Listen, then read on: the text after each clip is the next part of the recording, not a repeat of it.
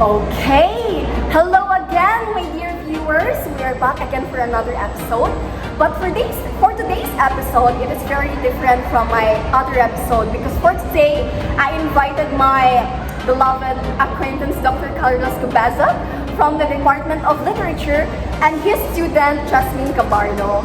And for your information, guys, I am very excited for today's episode because it's been 2 years since we last met. Yes, Carlos, right? I believe it's been a while. Yes. Oh my God, I really miss you. How are you? So I'm doing alright. By the way, I'm Dr. Carlos Cabeza. I'm from Cebu Normal University and I'm the chair of the Department of Languages and Literature. This year, I brought my student who says, introduce yourself here. So, I'm a student of Dr. Carlos Cabeza. My name is Jasmin Cabardo. So I'm very excited for Jasmin Cabardo because student of Dr. Carlos Cabeza, right? So the story began with Miss Mijares, a 34-year-old woman who is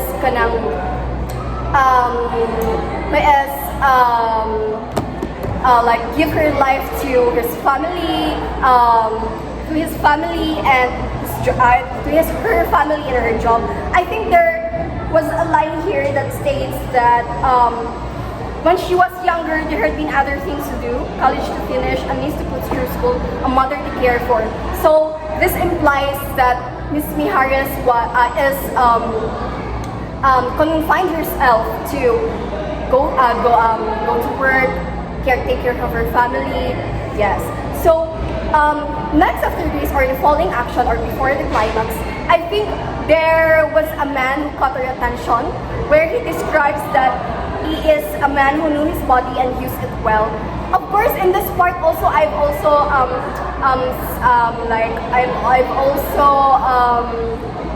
noticed when the part where she raised his salary to I think to gain his interest. Then I think the most important part here, the most exciting part, is where they are stranded in the typhoon, where the man suddenly approached. I ride the jeepney, but then the jeep could not. Yes, so that's the most exciting part where they talk. The feelings of Miss Mijares were scrambled, and the following. I think the following action here is when Miss Mijares is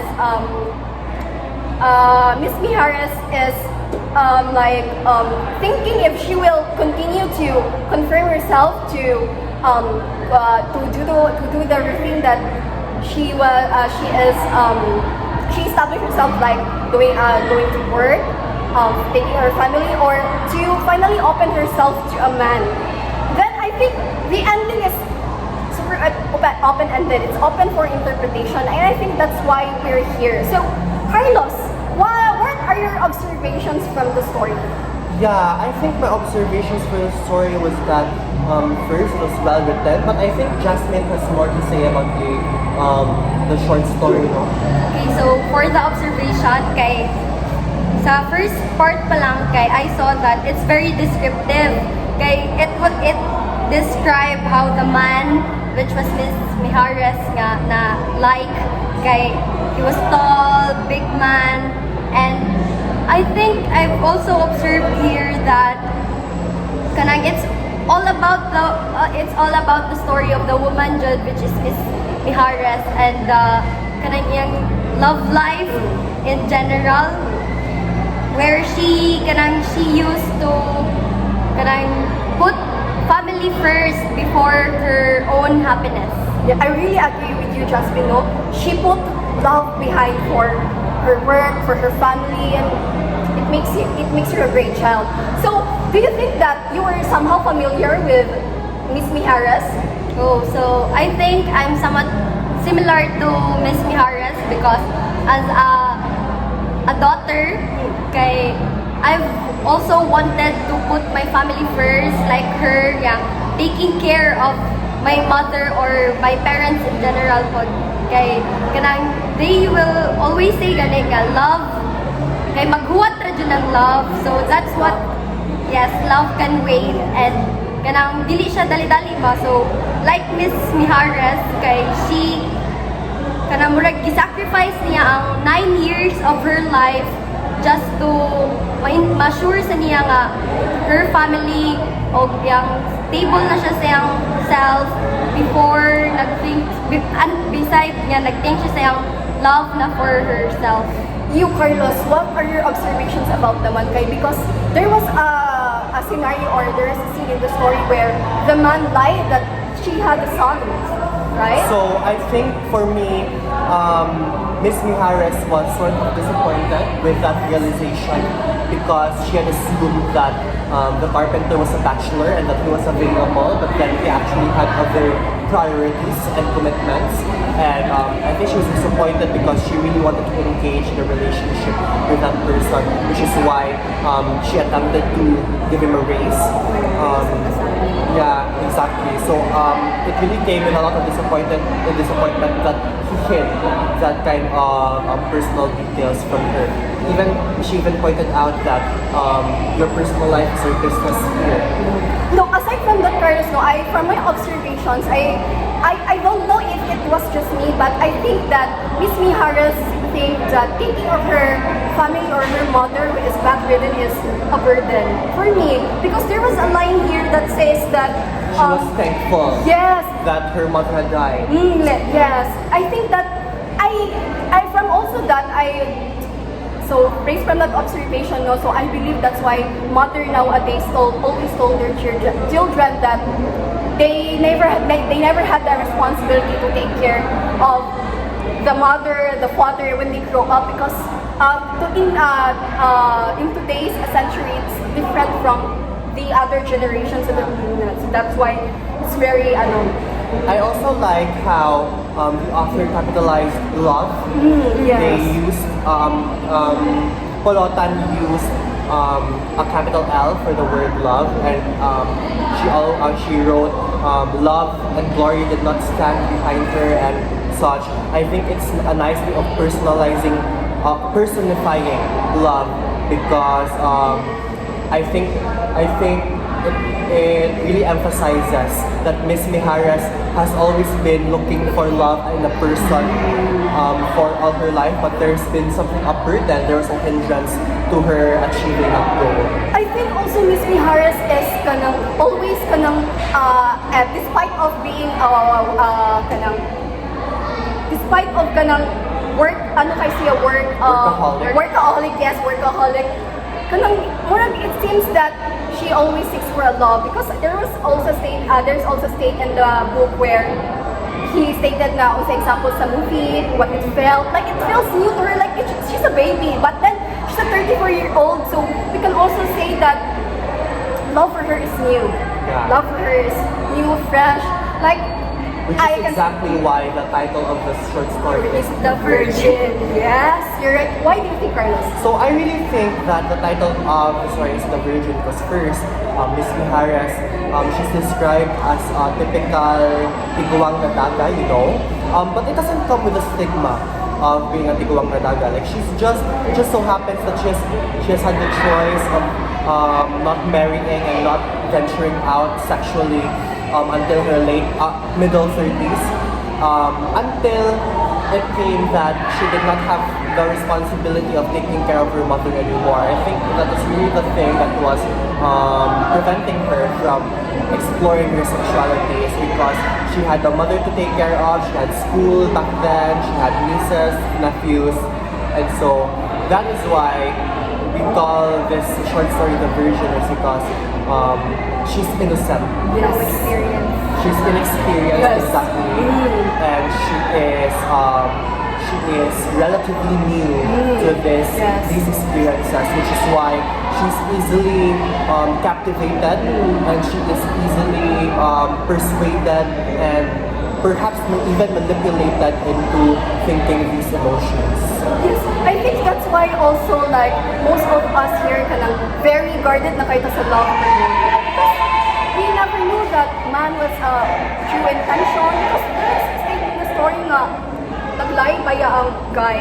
But do you think, Jasmine, there was nag-reflect ba niya ang story sa Filipino culture where the child is obligated to take care of her mom or her father? So for me, kay yes, kay as a Filipino culture, kay there's this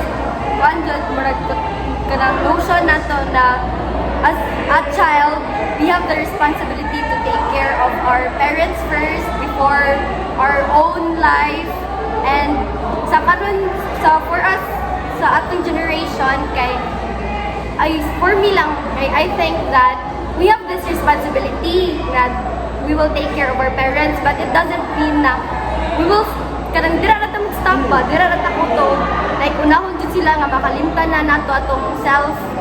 So mo jud na ang sa atong culture ron, like, pero it doesn't mean man nga kay mao ang norm, kay we need to follow jud. I think that's why also Miss Mijares is selfless, I think, no? Yes, So, selfless. let's move on to the ending because I'm really curious about the ending. So, how will you interpret the ending, Carlos? I interpret the ending as, two lovers who finally engage in their innate and their inherent na mga thoughts. I believe that they've had fantasies for each other ever since they first met. They've already thought each other, admittedly, not sexually. Yes. Because even in the way that they interact, even though it's just a mundane or a simple interaction, they always tend to divert themselves from being a normal conversation. They turn it sexually. And especially when they were it was in the appropriate setting, no?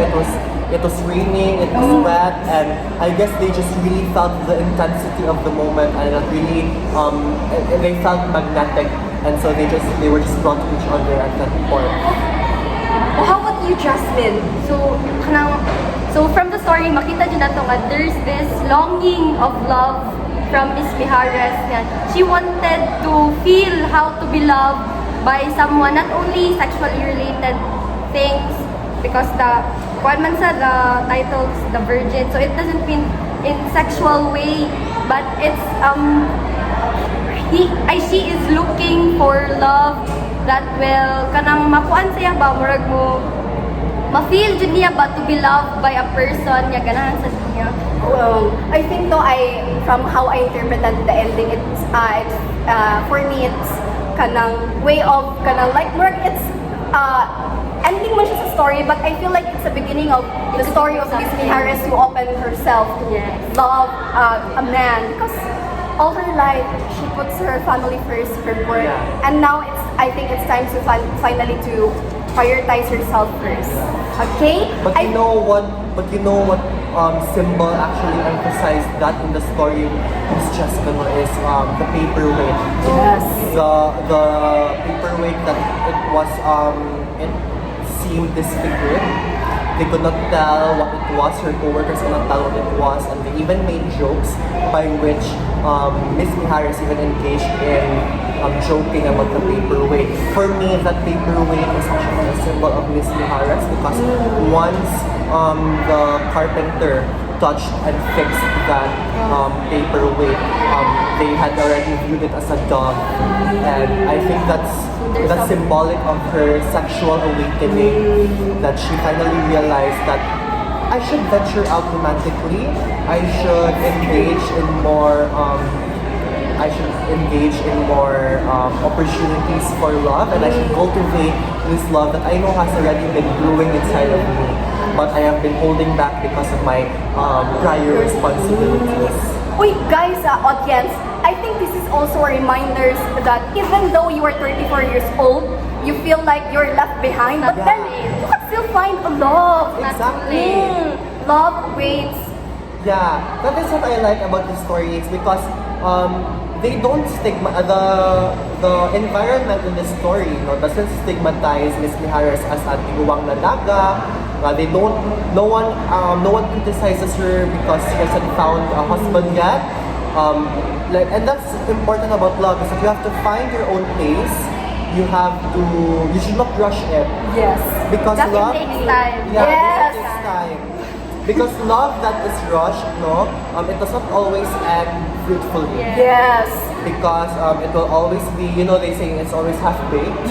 So you have to take the time, you have to knead the bread, the dough before you have to bake it, That's the same with love. You have to really invest the time and you really have Trust to the process. trust the process, exactly, and you have to put in the effort and the work before you actually engage in love. You have to be mature, you have to be, So I think that concludes that love takes time. Yeah. Love takes time really.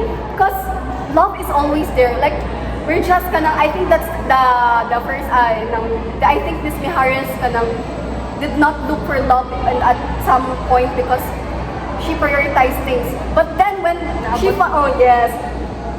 naabot ng It guy. comes unexpectedly. Yes, but when she finally felt that this is the time I can open myself, there's the guy, right? Yeah, exactly. There's the guy. Even though that the guy had somehow lied to her that they say anak, di ba? But not married. Yes.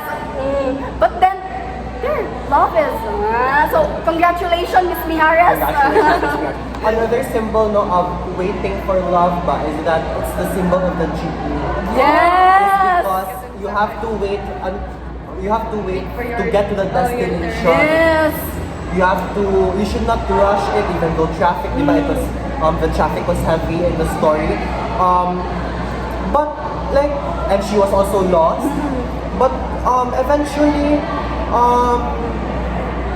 love will arrive on your destination. You'll arrive at your destination eventually. You don't have to rush it, and eventually the person that you're looking for or your destination will come to you. You will not come to them. And coincidentally, the guy ni Apos is a jeep. Exactly, She followed Miss Mijares. I think that's the climax of the story.